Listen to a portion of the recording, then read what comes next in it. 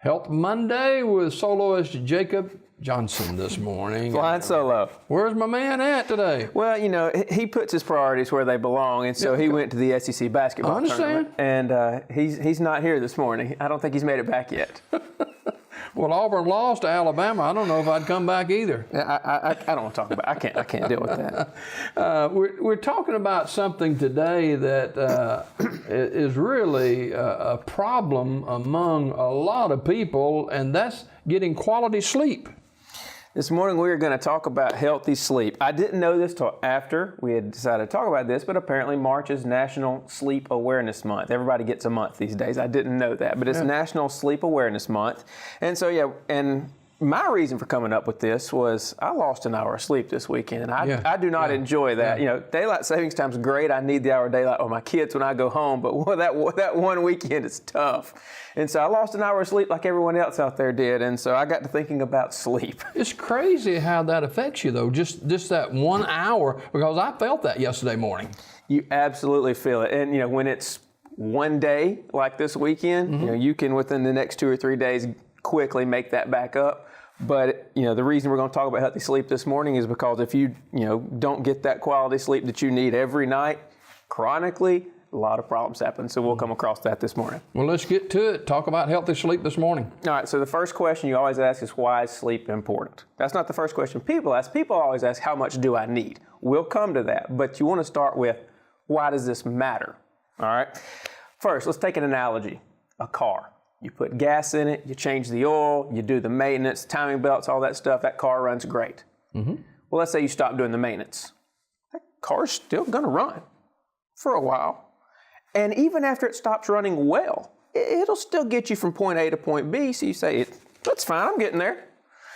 And the longer you go without doing the maintenance, eventually that car breaks down and stops. Well, human body's the same. We have maintenance that needs to be done. We can function if we don't get the proper maintenance, but only to a certain degree. We're not optimal, we're not efficient, we're not doing well. And all that maintenance that happens inside our body happens while we sleep. And so that's why sleep is important. All the things that our body does to repair itself and make me better tomorrow. Talk about that a little bit. What are some of the effects of getting a good night's sleep? Great question.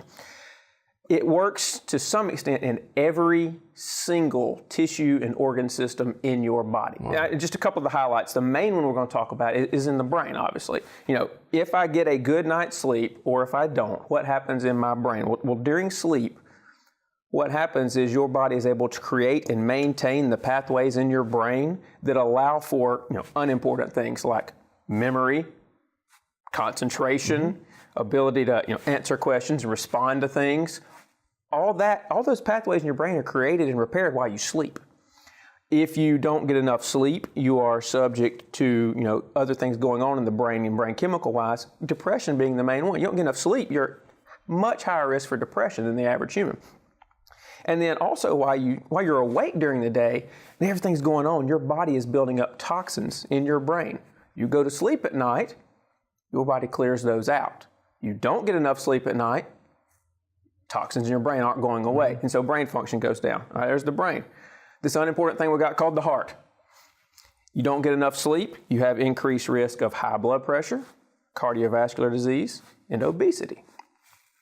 Same thing happens in the lungs, by the way. But then, immune system, you don't get enough sleep, you're much more prone to catching diseases, not being able to clear out diseases or fight them off. So it decreases your immune function. And the last one we'll talk about this morning, although certainly not the last one on the list, is something we call the endocrine system. But it's a fancy way of saying a lot of different organs. But in your endocrine system, a lack of sleep makes you much, much more likely to get diabetes. So all the things we've come on and talked about on this show every month that everybody deals with, blood pressure, cholesterol, diabetes, all these things, depression. If we get enough sleep, we have a much greater chance of not dealing with these issues in the first place. How much is enough sleep? Great question. That's the first question everybody asks. How much sleep do I need? This has actually been studied a great deal has been studied.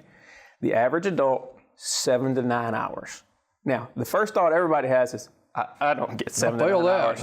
But then, I know you do. Then everybody says, but I do great. I do fine on 6. I do great on 6. Everybody thinks that. Oh, what do you know? There's a study about that. University of California did a study throughout their different universities in that system several years back. And these people that say, I do great on 6 hours, that's all I need. Well, yes, everybody's a little different. Everybody needs a different amount, but there is a gene variant in people that there are people who can get 6 hours and get every single benefit we've talked about and none of the negatives. 6 hours is their number. 3% of the population. So if you think you do good on 6 hours and you're getting all your health benefits on 6 hours, there's a 97% chance you're wrong and you're just functioning, but not truly properly and efficiently and healthily functioning. But what also is important, it's not just how much you get, it's the quality of your sleep. There are 4 sleep cycles, in the non-REM, stage 1, stage 2, stage 3. We're not going to go into all that, it's too detailed. And then what the fourth thing here about that REM sleep, rapid eye movement sleep, that deepest stage. You got to go through all 4 of those. All these healing things I've talked about, different ones happen at different of those 4 stages. You need to go through every night and spend enough time in all 4 of those stages to function properly. So people say, what's more important, how much I get or how good, what quality of sleep I get? And the answer is you have to have both to make your body function at its best. We've all heard people say, and I've probably said it myself, I don't feel like I slept a wink last night. That's true and not true. You got more sleep than you realized, but when you feel like that, it's because you woke up a lot, you interrupted all those cycles, you didn't have enough time in any one of those cycles, and to get through, you might not even hit that 4th cycle if you're waking up a lot. So you got more than you think time-wise, but the quality's not there at all, and you feel that way. Why do people dream? I don't know if that's a part of anything we're studying, but it has to do with sleep this morning. Sometimes you dream some weird dreams and you wonder where that came from. That's true. I'll be honest with you. I don't know the answer on that. I do know this in prepping for this morning. If you don't get the proper amount of sleep, when you finally do sleep, you are much more prone to severe nightmares. Wow. I did not know that. So, when you don't sleep all week and then crash on the weekend and try to catch back up, you're much more prone to those severe nightmares that end up, again, interrupting your sleep quality. So it's a big deal. What about some tips for a good night's sleep? They're not going to like me. I'm going to give 7 tips for a good night's sleep, and most people don't like these. All right. Number 1, set a schedule and stick to it. This is the time I go to bed. This is the time I get up. I make sure there's 7 to 9 hours in between those 2 numbers. And I do that every night and every morning. That teaches your body to get quality sleep and quantity sleep. And nobody likes to do that. I'm busy, you're busy, they're busy. That schedule thing doesn't work. You want to get good sleep, that's the first and most important step. Step 2, you're going to hate me. Exercise 20 to 30 minutes a day, every single day. But not closer than 2 to 3 hours before you go to bed, because that exercising gives you energy. You don't do it right before you go to bed and then try to sleep. Not going to work. For 2 so far. Confession, I'm with you. All right, so exercise 20, 30 minutes a day, but not right before you go to bed. Step 3, here comes more hate. No caffeine or nicotine in the second half of the day, and no alcohol right before you go to bed. Oh, alcohol helps me sleep. No, it gives you terrible quality sleep. And so I just took out caffeine, nicotine, and alcohol. They hate me right now, right? Okay, so let's get rid of those 3. Number 4. This one, if you'll take the time to do it, it's an easy one. Relax before bed. Don't run, and then hit the bed. Take a bath. Read. Something relaxing, non-stimulating. Do that. Get your body ready for sleep before sleep time actually comes. Step 5. They don't like this one. Create a room for sleep. That's what your bedroom is. That means no bright lights, no loud sounds, comfortable temperature, no TV or computer. You're kidding. But wait a minute. I don't have a TV or computer in my room, and I get terrible sleep. And I do read right before I go to bed. I just pick up my smartphone and read. That's not good either? Same thing as turning on a TV or having bright lights or loud sound. The type of lights and things in that, type of stimulation from a device screen messes up your sleep quality. Put that away, put the TV off, put the computer off. Don't use those while you're laying in bed. Create a sleep room. Number 6, don't lie in bed awake. Again, you've set your schedule, you've gone to bed, you've tried to relax, lights are off, not sleeping.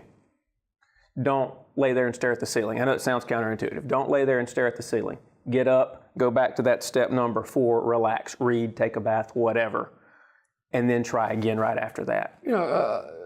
This is a hustle bustle world, and you got a lot of things on your mind, and sometimes you just have a hard time turning that off when it's time to relax and retire for the evening. You got all that stuff in your mind. And again, that's why there's 6, I've gone through 6 of the 7 here. And that's why you really got to go through all of these steps.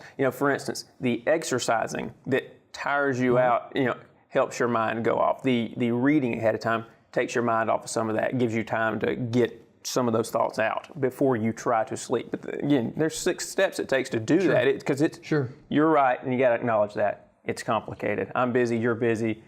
I got things to worry about, you got things to worry about. It's hard to do. If these were easy, I wouldn't have to be telling you how to do them. And then the 7th step is not really a step. If you have these problems with sleep, you do these things, nothing works, then it's time to go talk to a doctor. And that is an issue. So the 7th step is if you're having these problems and these first 6 don't work, is go to the doctor and talk to them. There are people that I know as well as you do that I think it's called sleep apnea. They go through these sleep tests and stuff, and they use apparatuses to help them sleep. And that's people's first thought. I'm feeling really tired. I must not be getting good sleep. Let me take a pill. Well, the reason I'd rather you talk to a doctor first, even though I can gladly help you with those things, is they may need to do a sleep study. It may not be that you need a medicine. It may be you have something else physically going on, which is what sleep apnea is. It's a physical deal in your breathing that affects your sleep. And, a pill's not going to fix that. No medicine's going to fix that. Again, there's an apparatus that fixes that, and some lifestyle changes that can help with that. So that's why you do need to get it looked at if you're not getting quality sleep. It's important. But there are medicines that can help you. Absolutely, tons of them, and some of them good. I don't have a problem with them. There are over-the-counter medicines. Even if you haven't gone to the doctor, there's over-the-counter medicines. Most of them, unfortunately, if it says PM, Tylenol PM, Advil PM, Unisom, those types of things, it's just allergy medicine. It's antihistamines that happen to make you very sleepy. It's Benadryl. That's what's in all those things. Wow. It's the same thing as Benadryl. Educational this morning. You will never see me recommend those, just so you know. And very, very rarely. I'd say to say never. Very, very rarely. There are some things you'll find in like a vitamin type aisle that are herbal or nutritional supplements. There's tons of them. Melatonin. My kids take melatonin. You ask me if I think it's safe, my kids take it. Melatonin, tryptophan, chamomile, valerian, 5-HTP. I just named 5 off the top of my head that are in the vitamin nutritional aisle that are relatively safe options in different levels there that help you sleep. And then of course there's prescriptions. I go to the doctor, I'm having a lot of trouble. Well, sometimes they write what used to be years ago an antidepressant. We found it's terrible for depression but helps you sleep. There's several of those that are sleeping medicines. Nerve medicines that'll help you sleep. Temazepam, triazolam, those are things that a lot of your people listening will know of because they may take them. Those help you sleep. And there's some that all they do is sleep. Ambien, everybody's heard of that. Ambien, Lunesta, newest ones, Belsomra. They all work in different ways, but all they are for is sleep disorders. They don't have other nerve or depression type functions. They're just sleep medicines. All these medicines have their goods, all right, but all of them have their bads. And so we need to be very careful with sleep medicines. A lot of them can be dependence-inducing or addictive. And so we need to be careful with sleep medicines, which is why you talk to your doctor and you talk to your pharmacist if you're having one of these issues. We can help, but we don't want to hurt. Going back to some of the steps, the number of hours of sleep, is that for everyone or of all ages or? Good question. I didn't even think to include. Good question. Children need more.